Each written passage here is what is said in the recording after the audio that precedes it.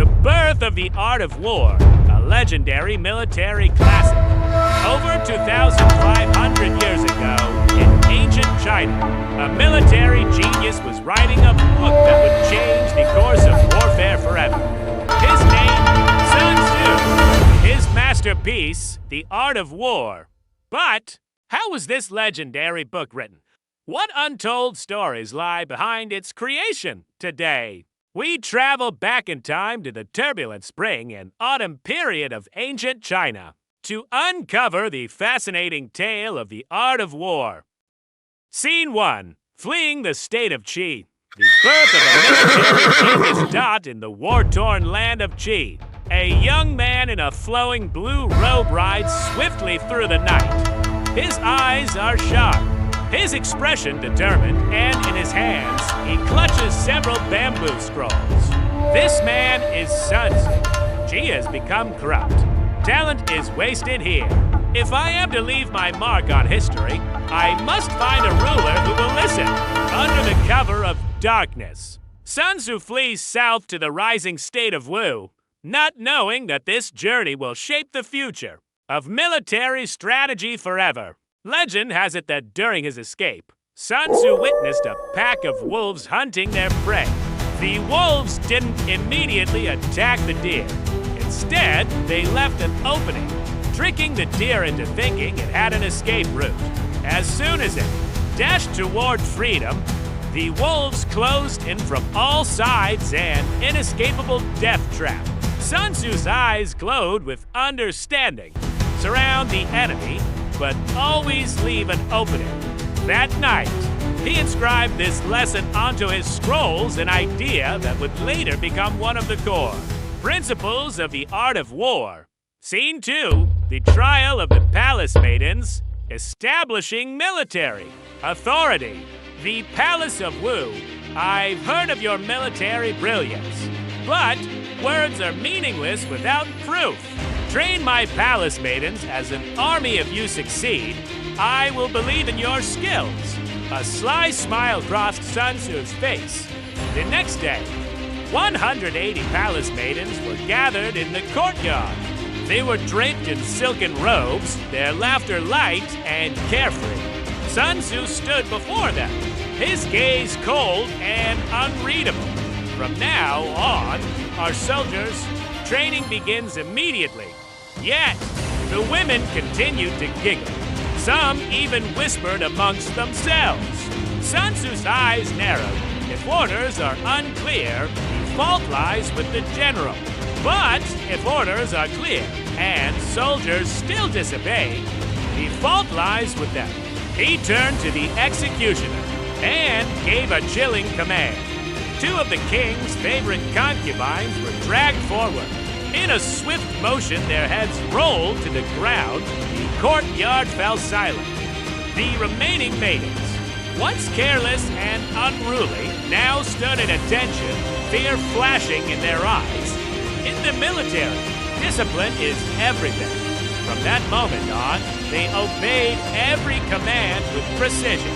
King Hurlyu, stunned by the transformation, immediately appointed Sun Tzu as the supreme commander of the Wu army.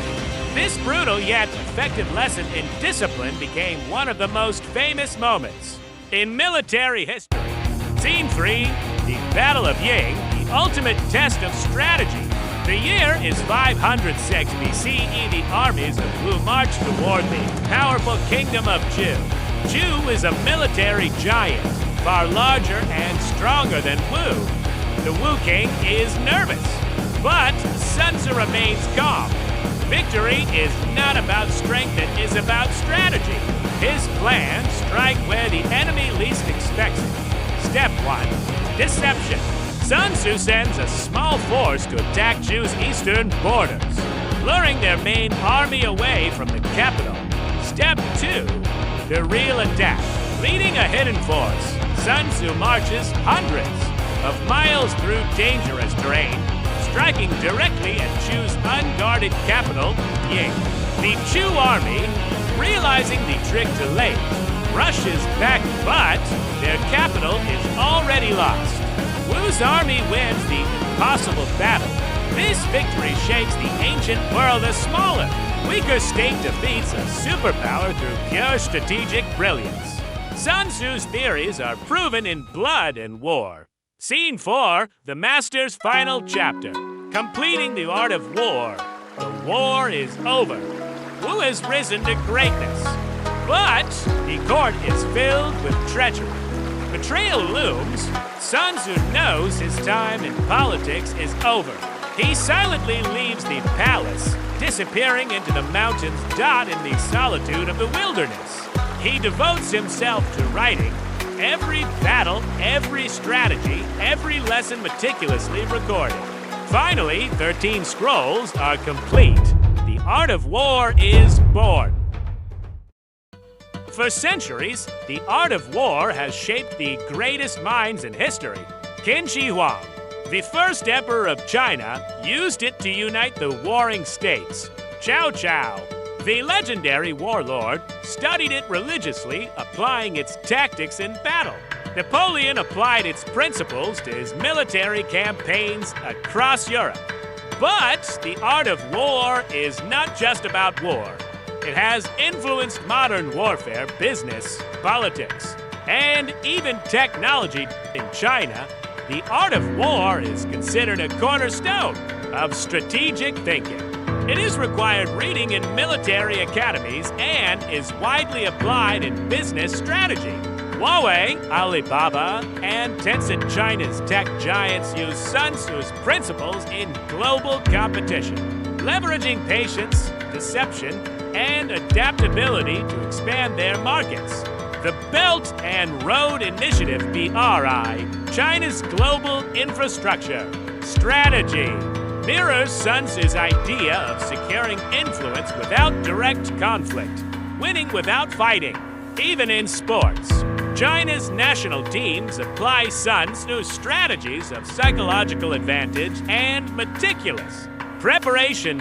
In the United States, Sun Tzu's teachings have been incorporated into military and corporate strategy.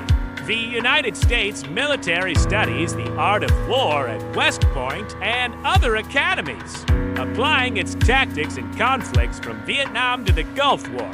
Silicon Valley CEOs, including Steve Jobs and Elon Musk, have referenced Sun Tzu's ideas, using them in competitive tech battles. Apple's aggressive yet strategic marketing against Microsoft and Samsung is a textbook case of Sun Tzu's philosophy, knowing the enemy and striking where they are weakest. Even Wall Street traders employ the art of war to anticipate market moves, leveraging deception and intelligence gathering to outmaneuver competitors. Russia's modern military and cyber strategies reflect Sun Tzu's ideas of deception and information warfare. The use of disinformation campaigns and cyber operations in geopolitics is straight from the art of war, winning battles without direct confrontation. The 2014 annexation of Crimea demonstrated Sun Tzu's concept of swift, unexpected action and avoiding prolonged war. Japan has long embraced Sun Tzu's philosophy in both business and military contexts. Companies like Toyota, Sony, and Nintendo have used Sun Tzu's principle of adaptability, constantly adjusting to market conditions and consumer demands. The Japanese samurai code Bushido aligns with Sun Tzu's teachings on discipline, strategy, and psychological warfare.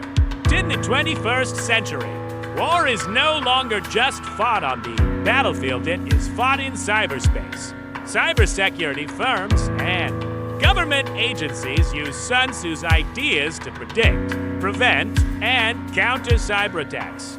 Artificial intelligence and big data analytics are now used to apply Sun Tzu's concept of knowing your enemy more efficiently than ever before.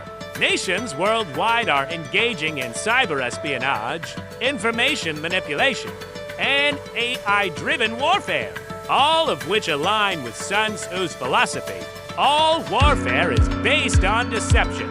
Sun Tzu once said, "The supreme art of war is to subdue the enemy without fighting. From ancient battlefields to corporate boardrooms, from cyber warfare to diplomatic negotiations, Sun Tzu's wisdom continues to shape our world. So tell me, are you ready to master the art of war?